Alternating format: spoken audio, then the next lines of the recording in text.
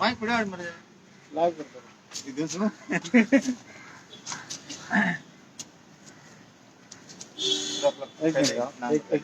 कहाँ से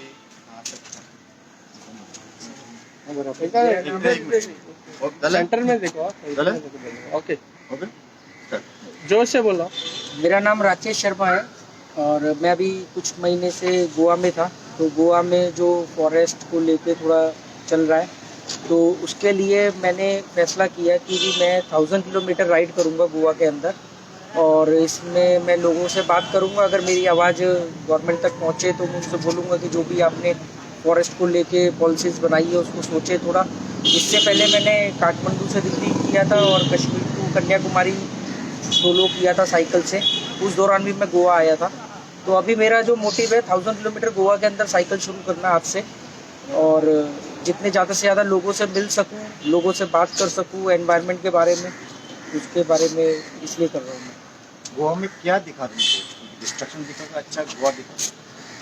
गोवा तो अपने आप में बहुत खूबसूरत है। गोवा कोई अभी क्या है, ज़्यादातर टूरिस्ट लोग ये सोचते हैं कि गोवा का मतलब बीच बियर और बीच पार्टी है, पर एक्चुअल में जो मैंने गोवा को समझा है अपना कश्मीर टू कन्याकुमारी की जर्नी के दौरान मैं आया था।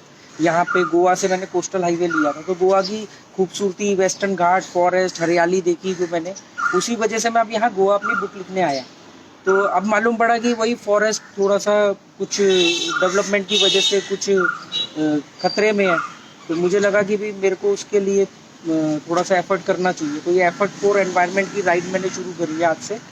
1000 किलोमीटर मैं गोवा में घूमूंगा, क्योंकि ज़्यादातर लोग अवेयर नहीं है यहाँ पे। जो मुझे ऐसा लगा कि साउथ में जो चल रहा है वो नॉर्थ वालों को नहीं पता है, या लोग फॉरेस्ट को लेके ज़्यादा जागरूक नहीं है, अपने काम से काम रखते हैं। तो उनको थोड़ा सा अवेयर होने की ज़रूरत है, क्योंकि डेवलपमेंट ज़रूरी है। डेवलपमेंट ऐसा नहीं कि अगर आज हम जहाँ खड़े हैं यहाँ भी कभी जंगल होता होगा, पर हमें कुछ चीज़ों को छोड़ना ही पड़ेगा, इको सेंसिटिव जोन को छोड़ना ही पड़ेगा।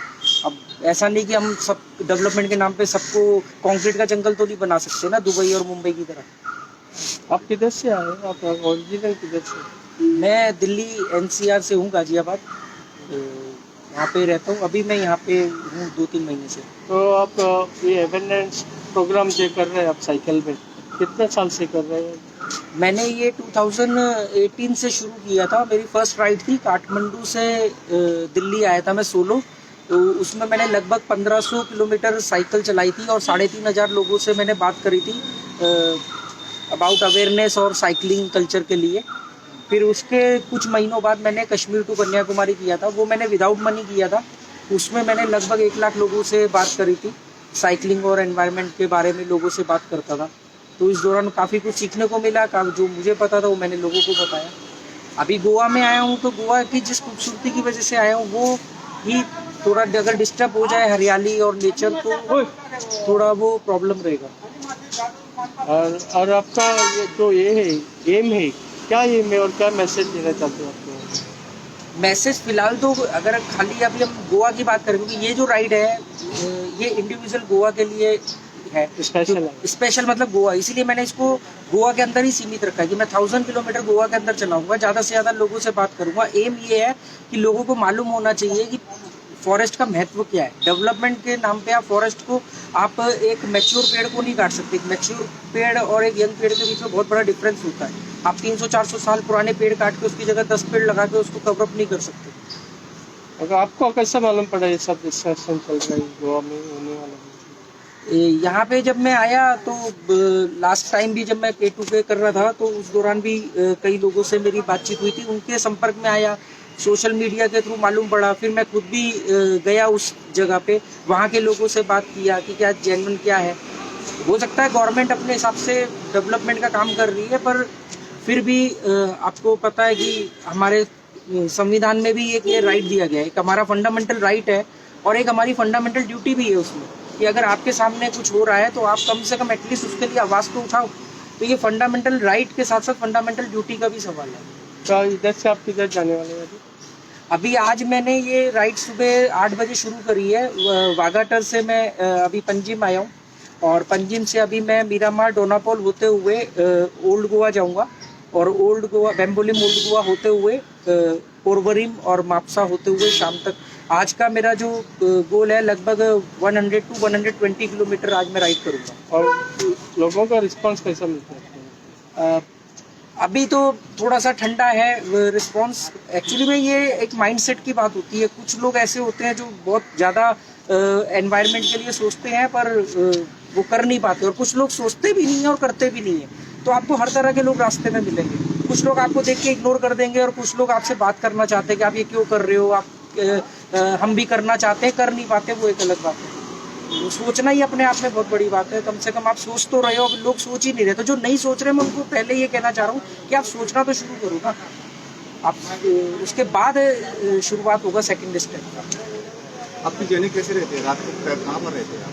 अभी तो गोवा में, जैसे अभी गोवा में मैं वाघाटर के पास रह रहा हूँ, तो अभी मेरी कोशिश है कि जब तक मैं 100 किलोमीटर डिस्टेंस कवर करूँगा तो रात को घर पहुँचूँ। अगर कभी मान लो मैं जैसे साउथ गोवा की तरफ जाता हूँ, मोल्लेम वाली साइड में जाता हूँ, तो सेम डे में वापसी नहीं होगी तो वहीं कहीं भी नाइट स्टे इशू नहीं है। आपका वो जब गोल दिख रहा होता तो मैं पुलिस स्टेशन में भी सोया हूँ, मैं जंगलों में भी सोया हूँ, सड़कों पे भी सोया हूँ, और कई जगह पे लोगों ने अपनी खर्चे पे मुझे 5 स्टार होटल तक में भी ठहराया, तो वो इशू नहीं होता है। अब एक राउंड हम करेंगे साइकिलिंग करके। अरे और एक कितने का था क्या? ये साइकिल ट्रैक गोवा में ऐसा है किधर तुमको मिला? ऐसा वो होना चाहिए ऐसा लगता है? नहीं, मुझे साइकिल ट्रैक नहीं मिला, और मैं चाहता हूँ कि साइकिल ट्रैक होना चाहिए, पर उससे भी जरूरी चीज़ है कि साइकिल ट्रैक बनाने से पहले ना आपको लोगों का माइंडसेट साइकिल ट्रैक पे चलने वाला बनाना पड़ेगा। अभी यूपी के अंदर साइकिल ट्रैक बने हुए हैं, पर वो सब साइकिल ट्रैक पे लोगों ने अपने गाड़ियां पार्क करी हुई है, या जो लोग साइकिल है वो उस पर नहीं चलाते। तो आप कोई भी बेनिफिट देने से पहले ना आपको लोगों को मेंटली डेवलपमेंट करना पड़ेगा, नहीं तो वही हाल होगा कि आपने ट्रेन तेजस चला दी और लोग इसकी उखाड़ के ले गए। आप साइकिल ट्रैक बना दोगे, उसका यूज नहीं होगा, उल्टा रोड और छोटा हो जाएगा। तो आपको पहले लोगों के अंदर अवेयरनेस लानी, फिर उनको सुविधाएं दो। आप पहले सुविधाएं दे करके वो मिसयूज ही होंगे। थोड़ा इंडिया के लोग जो है वो मेंटली थोड़ा सा, मेरा अपना निजी अनुभव है, कम डेवलप है। उनको पहले मानसिक विकास जरूरी है, फिर उनको सुविधाएं दो ना। आप सीधा, नहीं तो देखो एक्सप्रेस में क्या होता है, 800 लोग 200 की स्पीड से चलाते हैं, फिर क्या होता है आपको भी मालूम है।